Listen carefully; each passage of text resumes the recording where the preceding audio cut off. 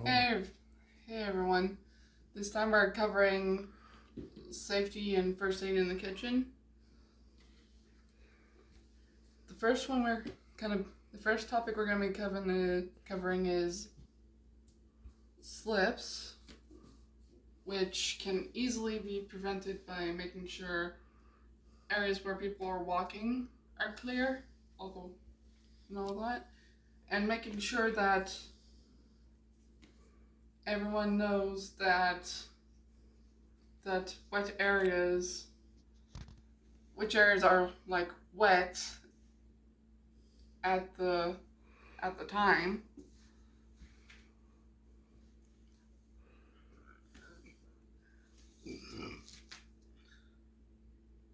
and the ways to prevent slipping can usually be just as easily applied to falls, strains, and sprains, with each of them also likely having their own causes, but most commonly same as slips.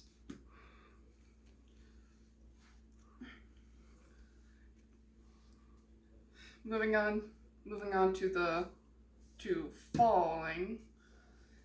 First, make sure that whoever has fallen didn't hit their head. If they did, make sure they don't have a concussion. Check to make sure their pupils are responsive. Make sure they can see clearly, because sometimes they might get double vision at times. If if if you spot bleeding on the area where they hit their head, treat that wound, disinfect it, bandage it, then make sure that they then double check if they actually need a doctor, because sometimes it can be pretty serious.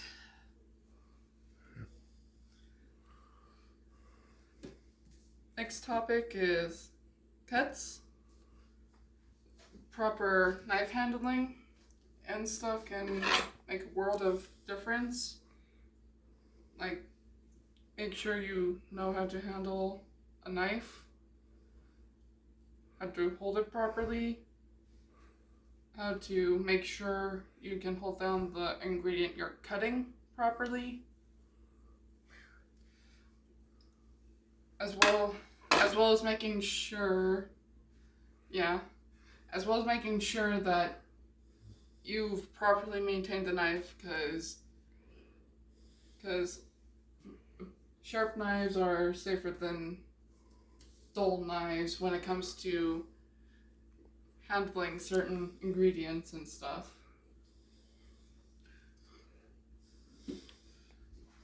First day for the cut. Make sure you apply pressure to the wound to stop or at least slow the bleeding. If the wound looks serious, head to a hospital after you've done what you could. And then, if it doesn't look serious, just do your best to clean it, bandage it, and then see if they can go on with their day, or either ask for them to be sent home so that they can actually recover.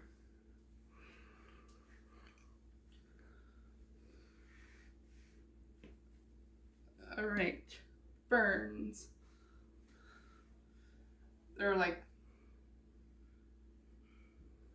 They can easily be prevented by not touching anything that's either exposed to heat or producing the heat that you're working with in the kitchen, as well as making sure you try your best to not get hit with any liquids that could potentially splatter, like water or oil, under different different levels of heat. There are 3 types of burns. The first degree is the usually the least serious one. It initially looks red and turns white when you press down on it. There's no blisters yet at this type of burn. The easiest treatment is to remove the accessories close to the burn, as well as any clothing, like moving like the sleeves up and stuff, and then running it under cold water for like a few minutes.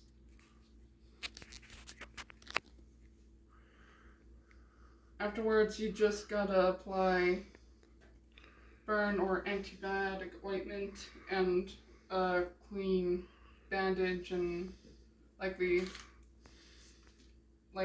with gauze.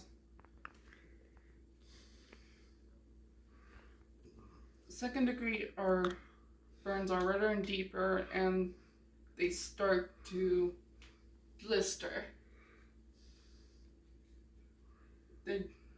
These ones you have to soak for like 30 minutes in cold water. That's up to half an hour. And then apply the burn or antibiotic cream once it dries. As long as it remains free of infection, it should heal within like 2 or 3 weeks, even though it might itch quite a bit after it's been bandaged. Another thing I kind of forgot about the first degree is that if you don't see any healing within a week, you should probably go to a hospital for the first degree burns. Third degrees, these are the most serious ones. Third degree burns, they are really the most serious ones. They can they can reach the bone, scorch nerves to the point of the victim not feeling any pain. The skin can be pale white or blackened on its surface and start to peel. These ones, you're best getting to a hospital or calling 911.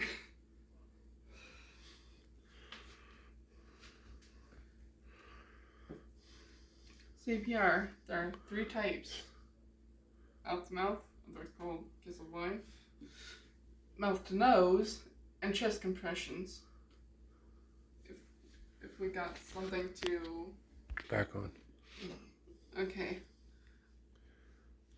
There's like usually a specific hand placement. It's been a placement for a while. It's been a while since I've actually done this, so you might want to reference an actual CPR video, afterward. But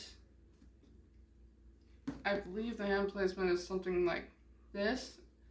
You gotta also make sure that your arms remain straight, and yeah, there's also a specific position that's like in between your chest and gut, where you have to use that hand placement that I demonstrated.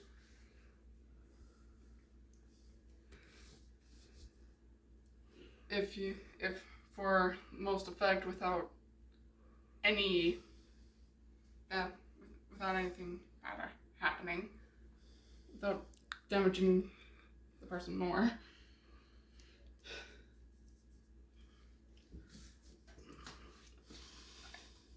There will probably be illustration as I'm explaining this. So, yeah. Heimlich maneuver. Basically just go behind them, wrap your arms like this around the person's waist, and then just try and squeeze whatever they might be choking on. This is usually a thing for people that are choking on food or whatever. Now, anaphylactic shock, otherwise known as an allergic reaction. It's best to keep an EpiPen nearby for this. We don't have any EpiPens here because there are very few food-related allergies in our home kitchen right now. So, yeah.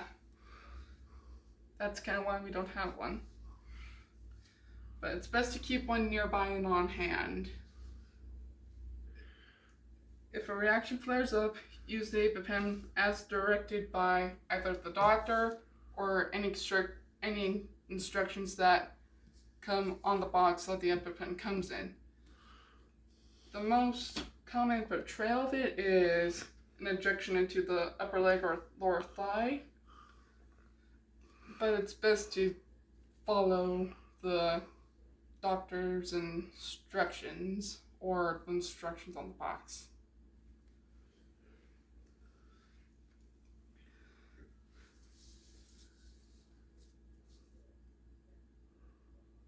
Skipped fire, didn't we? Do it now. It appears we may have skipped fire, but the base, which would have been a segue into from burns, but yeah. The basis of preventing fires is to keep flammable objects and substances away from burners and to make sure you practice proper gas safety with anything that would be using gas as a fuel source. Because neglect of gas safety can lead to explosions, which in turn can lead to fires, and thus kind of leading to the whole burn thing. That should be it.